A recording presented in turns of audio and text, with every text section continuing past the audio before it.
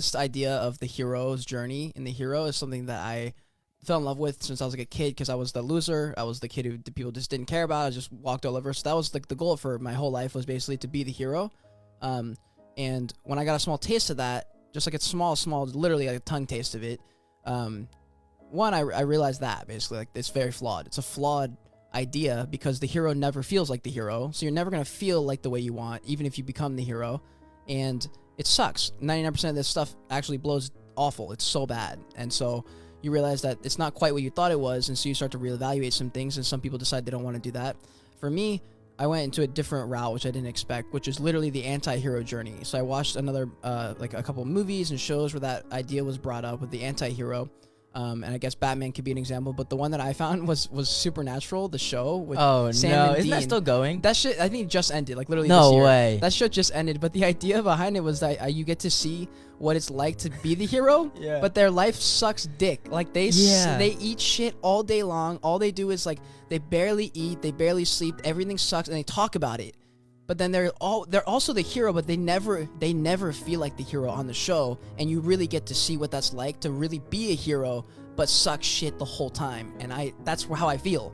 So I like that, and I'm like, okay, that I do, because I do believe in what, like, Sam and Dean believe in what they're doing, so they don't mind doing it, because like this is the offset. Like, I want to save the world. This is what it takes to save the hero, and it sucks, but we have to save the world, so we got to do it anyway. And that's how I think. But that's the way I've always thought.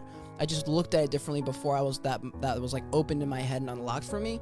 So now that I've accepted that and kind of been like, oh, that's how it is. Like, even though I'm seeing it like on paper, it's like, oh, he's making money, he's got more subscribers, whatever, like his life must be good. But the reality is, like, you don't actually feel much different. And what I've noticed is that even the people I look up to now aren't the same. They're not the people that I used to look up to. They're like Alex and Layla Hormozi, who talk about the fact that, like, we're worth $100 million. We built this company. All we do is deal with high-ticket clients, and we do these crazy big things, and all they talk about on their channel is the fact that they feel the exact same bullshit problems that you feel, and we're worth $100 million. They're like, I promise you, money solves money problems. They're like, but the other things follow you wherever your money follows. And so I think for me, it's just like striking down those beliefs and those, I think, in my opinion, limiting beliefs, and they're going to hurt you long-term, has really changed the way I kind of attack the game, and it keeps it sustainable and keeps it positive for me. Limiting belief for me is something that, it used to be something that holds you back, like a negative mindset, like I don't think I can change the world, so it's not worth it. My opinion is not good enough to change the world, so I don't deserve to, that kind of thing. For me, the limiting belief has changed and morphed a little bit into the idea that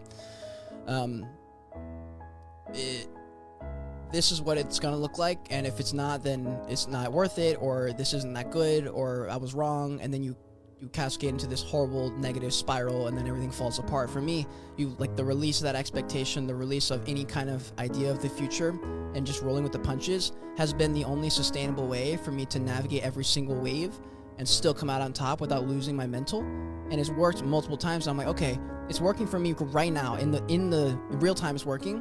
And all the people I look up to who have done it and are still doing it have the exact same mentality with it. So this must be it, because they've been doing this since they were 20, and now they're 40, and they're still doing it, and they're talking about it, and nothing has changed for them. They're just doing more of it.